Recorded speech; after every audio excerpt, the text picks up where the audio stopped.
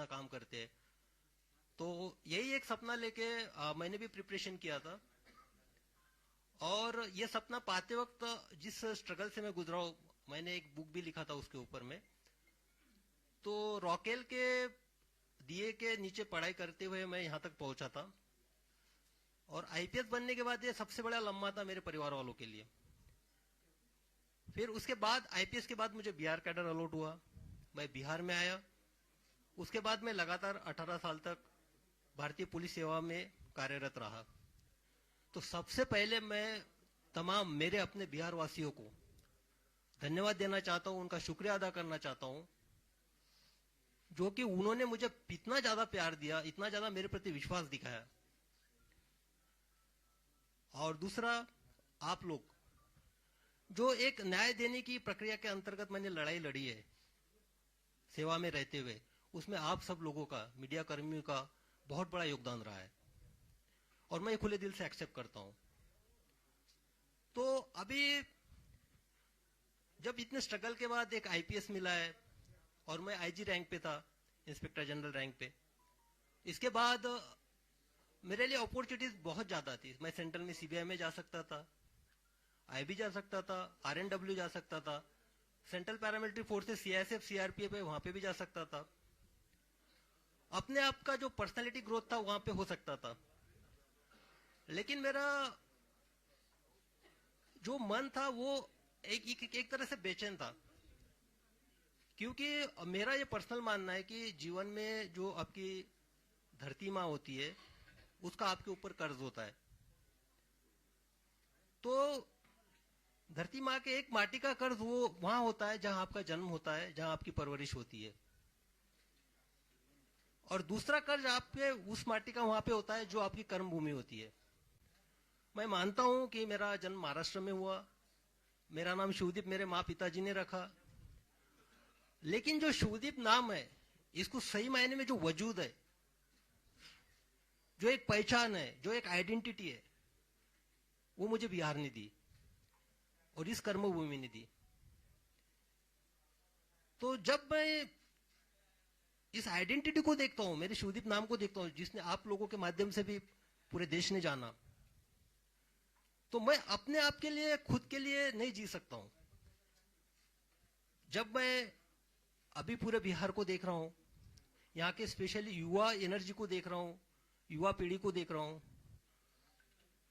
तो बिहार के आने वाले 10 साल में दशा और दिशा कई सारे सवाल मेरे सामने पैदा करती है, मुझे सोचने पे मजबूर करती है। तो मुझे लगा कि सिर्फ सेवा में रह के मैं अपने आप के ग्रोथ से ज्यादा जिस माटी का कर्ज मेरे ऊपर है उसके तरफ क्यों ना एक कदम उठाऊं, क्यों ना वो बिहार की दशा और दिशा में जो युवा ऊर्जा है, युवा एनर्जी है, उसको चैनलाइज के तौर पे एक माध्यम बनूं। तो फिर मैंने डिसाइड कर लिया कि निस्वार्थ सेवा देनी है। एग्जाम्पल के तौर पे बताता हूं, अभी परसों रास्ते से जा रहा था, एटीएम के बाजू में एक सिक्योरिटी गार्ड खाना खा रहा था। बाजू में देखा, आप यकीन नहीं कीजिएगा, थाली में चावल थे, पानी डाल रहा था, इसलिए मेरा ऑब्जर्वेशन गया उसमें, पानी डाल के चावल खा रहा था पानी के साथ। तो वो तो पुलिस का काम नहीं हो, पुलिस के पास नहीं आ सकता अगर मैं सर्विस में रहता तो। लेकिन हाँ भाई, उसके चावल के साथ मैं एक साग क्यों नहीं दे सकता हूं, अचार क्यों नहीं दे सकता हूं, उसके साथ रोटी क्यों नहीं दे सकता हूं, यह सवाल मेरे मन में था। तो मैंने सोचा कि त्याग करना चाहिए, इसलिए मैंने निर्णय लिया कि सर्विस से इस्तीफा देना चाहिए। तो अब इस्तीफा देने के बाद दो सबसे इंपॉर्टेंट ये थी कि जिनके वजह से मैं इस दुनिया में आया, मेरे माता पिता, उनको कॉन्फिडेंस जरूरी था लेना। मेरे पिताजी अभी इस दुनिया में नहीं है। जब मैंने माता से पूछा कि मेरी ऐसी ऐसी इच्छा है, मैं बिहार के युवाओं के लिए कुछ करना चाहता हूं और मैं नौकरी से त्यागपत्र देना चाहता हूं, जैसा यहाँ पे हर कोई सोचता है, माँ का पहला रिएक्शन ये था कि अरे तुझे पेंशन तो मिलेगी ना। तो मैंने बोला नहीं, पेंशन के लिए तो मुझे और 2 साल वेट करना पड़ेगा। तो बोले 2 साल, लेकिन तुम अभी क्यों करना चाहते हो? मैंने बोला कि नहीं, मेरी अंतरात्मा की आवाज है ये कि मुझे अभी करना चाहिए, ये सही समय है। और दूसरी जो जिम्मेदारी उसने फिर बोला कि नहीं, आप किसी का दुख दर्द बांटने के लिए जा रहे हो, जिसने तुमको पहचान दी वहां आप कीजिए। दूसरा जो रिस्पॉन्सिबिलिटी था जो मेरे वजह से मेरे लाइफ में है, एक तो मेरी पत्नी डॉक्टर ममता और मेरी बेटी वहां पे अर्रा जो बैठी हुई है, तो इनकी जिम्मेदारी भी एक होती है, तो इससे भी मैं भाग नहीं सकता था। जब मैंने मेरे पत्नी से पूछा कि ऐसा ऐसा मैं करने जा रहा हूं, तो क्या आप मुझे साथ दोगी, तो उसने हमेशा से मेरा साथ दिया है। उसने बेहिचक बोला कि आपको जो करना है कीजिए, बेटी की रिस्पॉन्सिबिलिटी मैं संभाल लूंगी, मैं सब कुछ देखूंगी। तो जब मुझे दोनों साइड से क्लियरेंस मिल गया, मैंने रिजाइन कर दिया और यहाँ पे मैं आपके सामने आज एक आईपीएस के तौर पे बैठा हूं, आपसे बात कर रहा हूं। अब मैं करने क्या जा रहा हूं, ये सबका सवाल है, सब पूछ रहे थे क्या करने वाले हो। तो मैंने पहले बताया था कि बिहार की जो दशा और दिशा 10 साल के बाद मुझे दिखाई दे रही है, वो मुझे बेचैन करती है, डिस्टर्ब करती है। लेकिन आप देखिएगा कि युवा एनर्जी, बिहार की युवा एनर्जी, आप ब्यूरोक्रेसी से लीजिएगा, देश के ब्यूरोक्रेट्स देखिएगा, आईएएस आईपीएस से लेके देखिएगा, डॉक्टर इंजीनियर्स देखिएगा, army navy air force specialise scientist, सब तरह देखिएगा आप, सबको सब तरफ आपको बिहार की युवा दिखेगा, बिहार का टैलेंट दिखेगा। वाइफ मेरी एक इंडस्ट्री चलाती है, वहां पे जब भी स्किल्ड काम होता है या तो हार्डवर्क का काम होता है, वहां पे बाकी लोगों की हिम्मत नहीं होती है, लेकिन वहां पे बिहार का स्किल्ड आदमी काम करता है, स्किल्ड इंजीनियर वहां पे आता है। तो मुझे ये महसूस हुआ कि जो बिहार देश के निर्माण में, देश के भविष्य में इतना योगदान करता है, हर फील्ड में करता है, बाहर में करता है, लेकिन बिहार के अंदर में क्यों नहीं? बिहार में जो युवाओं का जो सिचुएशन है वो स्टेटस को क्यों है, यानी जैसे थे सिचुएशन में क्यों है? तो मुझे इस सवाल का जवाब खोजना है, इसलिए मुझे लोगों के बीच में जाना है, युवाओं के बीच में जाना है, उनसे मुझे जानना है। और मैं जा इसलिए भी रहा हूं कि मुझे हजारों मैसेजेस आते हैं, युवा जो है मुझे या तो एक प्रेरणा के तौर पे देखते हैं कि रोल मॉडल की तरह के मुझे इस तरह से बनना है, और दूसरा एक उम्मीद भी रखते हैं कि मैं समाज के लिए कुछ करूंगा। तो युवा, तो उनके जो मैसेजेस होते हैं उनका ये बेसिक ये रहता है कि सर हमको आपसे मिलना है, हमको आपको हमारी समस्या बतानी है, हमको हमारे आइडियाज आपसे शेयर करने हैं, हम क्या करना चाहते हैं हमको बताना है। तो मुझे लगा कि मैं तो अभी उसी फील्ड में था, यानी ब्यूरोक्रेसी में था, टेबल के इस पार था। तो टेबल के इस पार अगर बैठ के सुनूंगा तो कोई मतलब नहीं है, तो और उनको बुलाऊं मेरे पास, ये भी कोई मैटर नहीं करता है। तो मैंने डिसाइड किया कि उनके पास जाना चाहिए, जो धरातल से मुझे मैसेजेस आते हैं, जो मेरे साथ कम्युनिकेट करते हैं, जो संदेशा भेजते हैं, उनको मिलना चाहिए, डायरेक्ट मिलके उनसे समझना चाहिए कि क्या हो सकता है, उनकी सोच क्या है, सोच में बदलाव कैसे लाया जा सकता है। तो एक एक उसी तौर पे मैं अभी निकल पड़ा हूं, युवाओं से मैं मिलूंगा। और इसके मेरे जो एक रन फॉर सेल्फ है, एक रन फॉर सेल्फ ये मेरा इंडिविजुअल है, मैं निकल रहा हूं मिलने के लिए। तो इसमें मेरे 3 प्रिंसिपल्स है बेसिकली। पहला तो ये है कि देखो आप फिट है, मैं भी फिट हूं, आप फिट है तो आपका परिवार भी फिट है। और सबसे बेसिक जो है पूरे इसका रन फॉर सेल्फ का फाउंडेशन ये है, मैं किसी को क्रिटिसाइज नहीं कर रहा हूं, ना मुझे किसी सरकार पे बात करनी है, ना मुझे व्यवस्था पे बात करनी है, ना मुझे किसी कमियां गिनानी है, ना मुझे किसी के पॉजिटिव निगेटिव पॉइंट्स गिनाने हैं।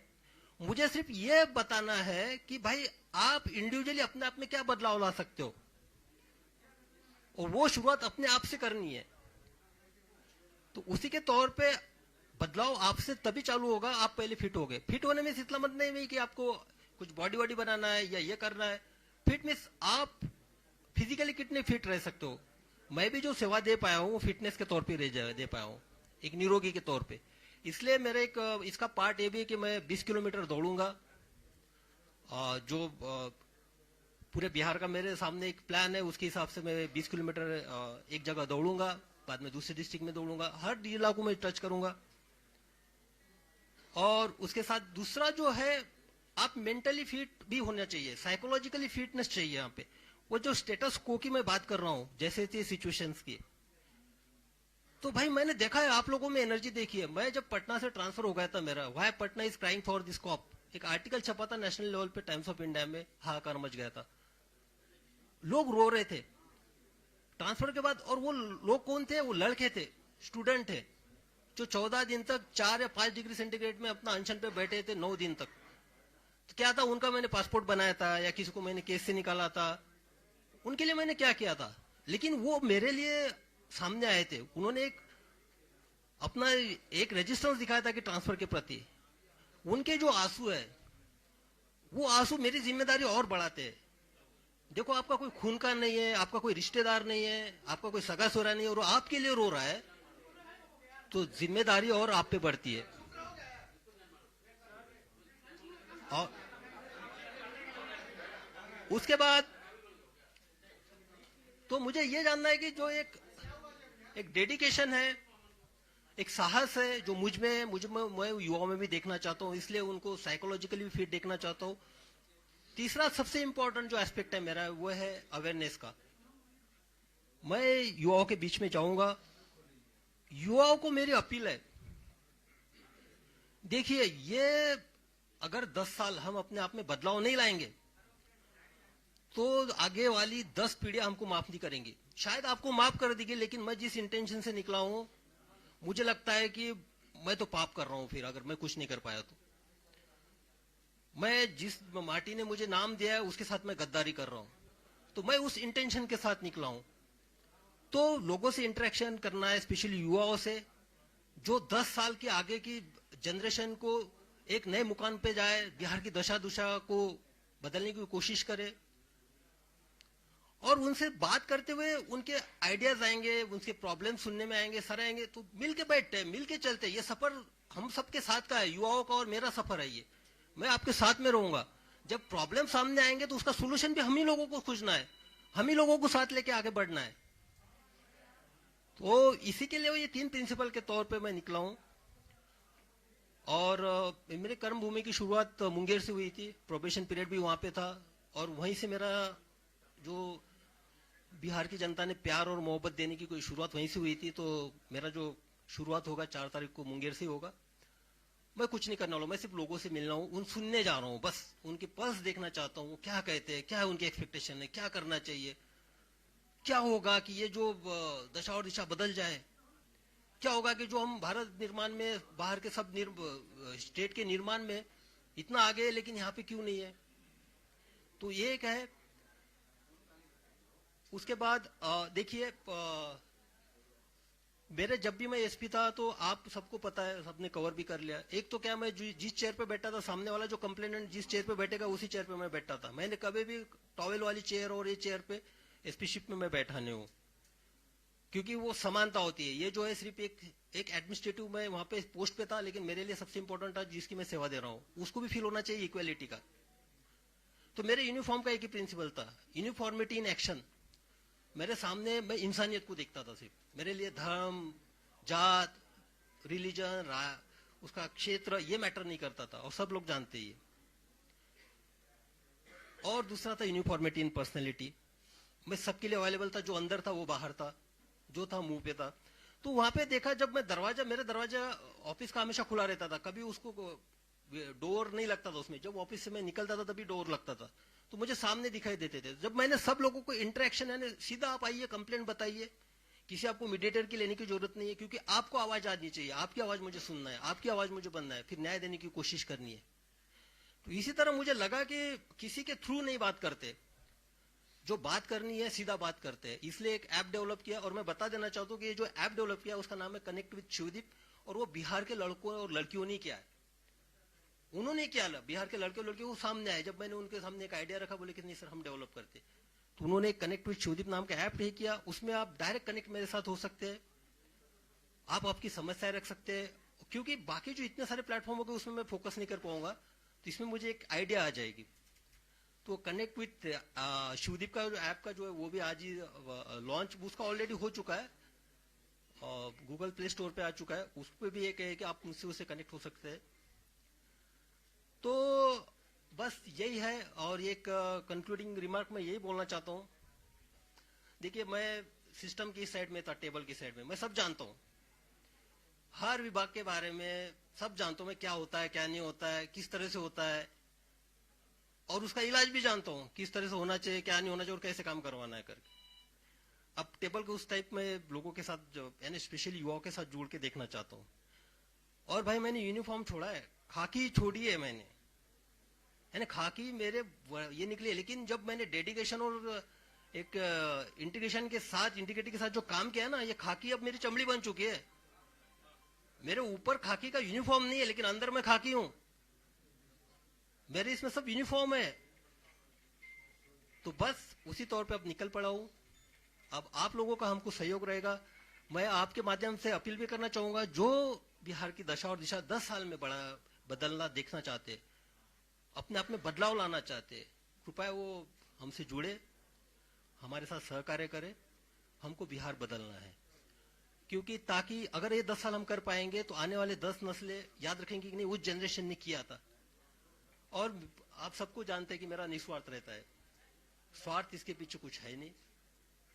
तो बस सर आपने कहा कि मैंने फांसी छोड़ी है, तो क्या खादी पहनेंगे क्या निकट भविष्य में? भाई सबसे पहली बात है कि मुझे पहले लोगों से मिलने तो दो, पर्स तो जानने दो लोगों का, क्या उनका क्या कहना है ये तो सुनने दो। मैं तो टेबल की इस पार था, अभी जाने दो, मैं अभी तो निकला हूं मैं। मोटिव ये नहीं होता है, मोटिव होता है निस्वार्थ सेवा, निस्वार्थ सेवा। सेवा का स्कोप उसमें और ज्यादा है सर, खादी पहनने में। खादी के बाद सर आपकी और जिम्मेवारी जो है पूरा कर सके, ऐसा भी तो होता है। देखिए ये जो है ना, ये इस पे नहीं, मुझे पहले पल्स देखने दीजिए यंगस्टर्स की क्या है। यंग जनरेशन यही है, पता है यही है कि पहले से अभी जैसा कि अब ब्रेकफास्ट आप कर रहे हो, ब्रेकफास्ट के बाद भी अभी लंच की भी खाना चाहते हो, डिनर भी खाना चाहते हो, तो बदहजमी हो जाएगी। पहले भाई देख तो लीजिए आपका पेट का साइज क्या है, आप पचन कर सकते हो कि नहीं कर सकते हो, उसको पहले देखने तो दीजिए युवाओं में क्या एनर्जी है। युवाओं का वो स्टेटस को में है ना फिलहाल में, जैसे थे में बाहर जाने के बाद एकदम ब्रॉड हो जाता है, और यहाँ आने के बाद एक उनकी मानसिकता के साथ ये हो जाता है, तो उसको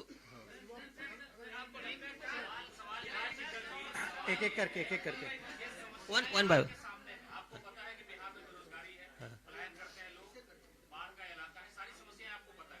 तो फिर ये जा करके लोगों से बात करने, रिपोर्ट आपके सामने होगी, चीजों को देख सकते हैं, पढ़ सकते हैं, किसी पार्टी की विचारधारा होगी जिससे आप प्रभावित होंगे। घूमने का मकसद क्या है कि आप नेता बनने जा रहे हैं? चाहता हूँ आपका समस्या सुनाए, फिर आप चुनाव लड़ेंगे, एक टारगेट होगा आपका।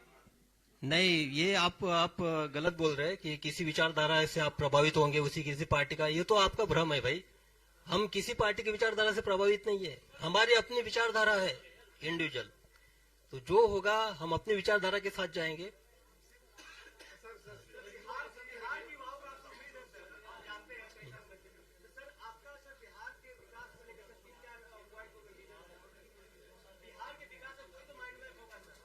बिहार के विकास का अभी पहले मुझे मिलने तो दो लोगों से, तो अब इसीलिए तो मैं निकल पड़ा हूँ। मेरे माइंड में क्लियर है, एक साइड तो मैं जानता हूँ, टेबल की इस साइड में जानता हूँ, वो मुझे पता है। आप हेल्थ सेक्टर लीजिए, एजुकेशन सेक्टर लीजिए, उसके बारे में मुझे पता है कुछ भी।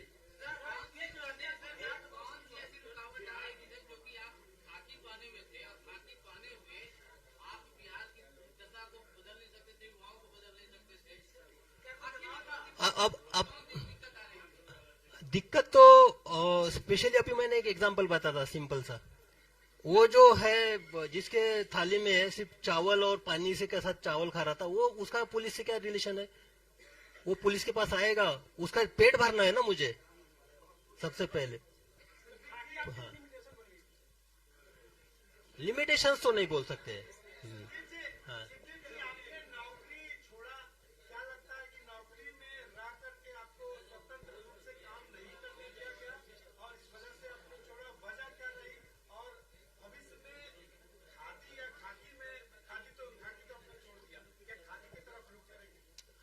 मैं पहले क्लियर चुका हूँ, एक माटी का कर्ज उतारने के इसमें एक मेरा पहला कदम है, और मैंने खाकी छोड़ी है, मेरी चमड़ी खाकी की है, मैं खाकी रहूंगा, मेरा जो फंक्शनिंग होगा वो खाकी का ही होगा, एक्शन भी मेरा खाकी का ही होगा। ये जरूरी नहीं मेरे कर्तव्य जो है खाकी में जो मुझे कर्तव्य सिखाए वही मेरे कर्तव्य होंगे।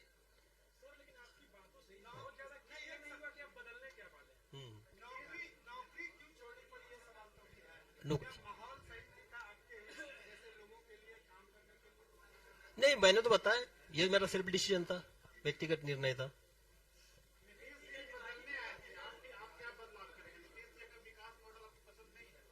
अरे भाई, पहले हमको लोगों में जाने तो दीजिए, यंगस्टर्स में मुझे जाने दीजिए, यंगस्टर्स में।